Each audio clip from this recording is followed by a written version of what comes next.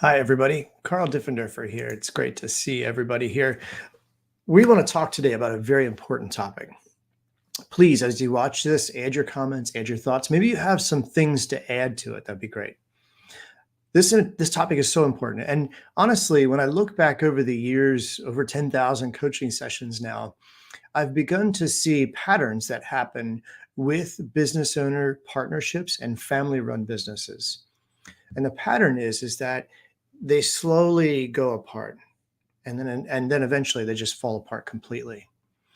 Over the years, I've fixed so many partnerships, and honestly, I shouldn't say that I've fixed. It's through the man upstairs, God, that He's helped me do that. But He's given me the wisdom to be able to have the discernment to see where the problems are and how to fix them. Over the years, that's created patterns that I've seen, and so I want to share a few of those with you today. This is many, many years of learning, and I want to share them with you because I think it may help you as you look at maybe your partnership or maybe even just a regular relationship. I don't know. So let's have a look at this. Today, I want to talk to you about why they struggle and fall apart. So many reasons. But the first thing I want to talk about with you is probably the most important reason of all, and that is relational equity.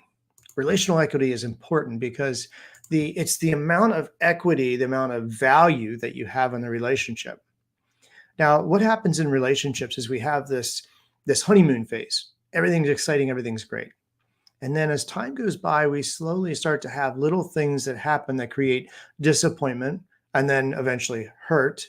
And then eventually that disappointment and hurt turns into a shift in our perception of that person. Have you ever had that happen? Family member, maybe a friend, whoever, a business partner, it doesn't matter who it is. You've had those things happen, and then it causes you to really struggle with that person. I'm sure people have done that towards me. I know I've done it towards people. You have those disappointing moments.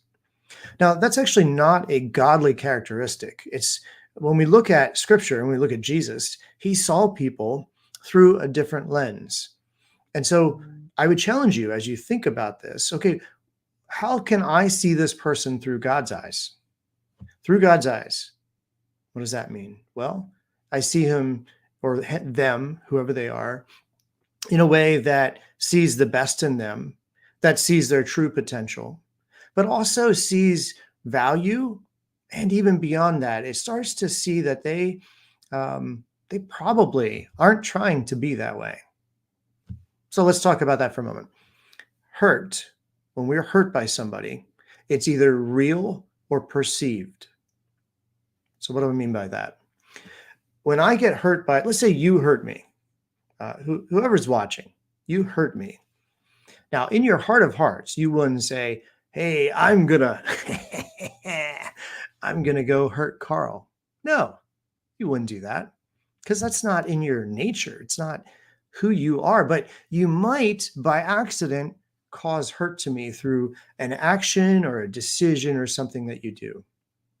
And so when we look at our business partnerships, when we look at our family-run business relationships, especially the family-run businesses, we start to see these moments where there's hurt that happens that creates opportunity for unforgiveness and many other things.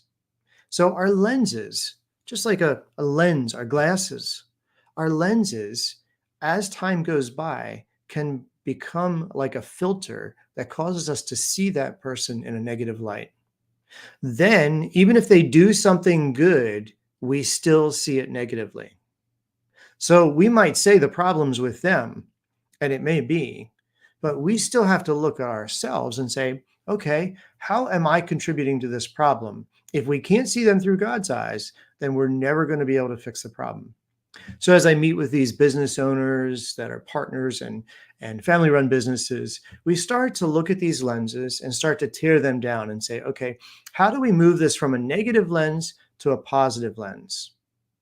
Now, the way we ultimately build relational equity, though, is through proximity. How do we do that? Well, proximity is when we're around somebody. That's when they're close to us. But ultimately, proximity We need to be able to have proximity that when it's with something that's not related to our business. I've found over the years that if I'm struggling in a relationship with somebody, it's better for me to just go hang out with them and do something that's not related to whatever connects us. Maybe it's something we have in common. Maybe it's not, but it's something that we do that focuses us out here. This is why when we have major problems in our culture, when something devastating happens, it brings unity between all parties. It's the same thing. We're bringing together into proximity, and that creates greater ability for relationship. So when you look at unity and alignment in partnerships, the first step is to create enough space out here where you have relational equity, you have the ability and the authority to be honest with that person, and they have the ability and honor and unity to be able to do that with you. That is very hard to do unless you have somebody to facilitate that for you. Reconciliation is a scriptural context, something that we have to do. And so I would like to ask you, who is that person in your business, in your life, whoever it is, that you need to sit down with and begin to create that relational equity with so that you can actually have the conversation to bring forgiveness, alignment, reconciliation with that person. I would be happy to do that with you.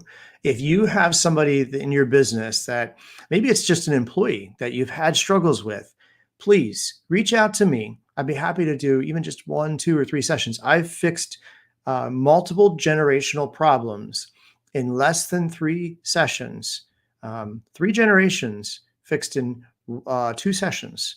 And so if you have something that you need to work through, don't delay it.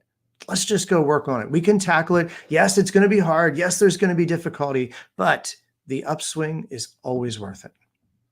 Hopefully this was helpful to you today. Remember proximity, relational equity. Remember lenses, remember forgiveness, and remember that putting it off is not scriptural and it ends up hurting you in the end.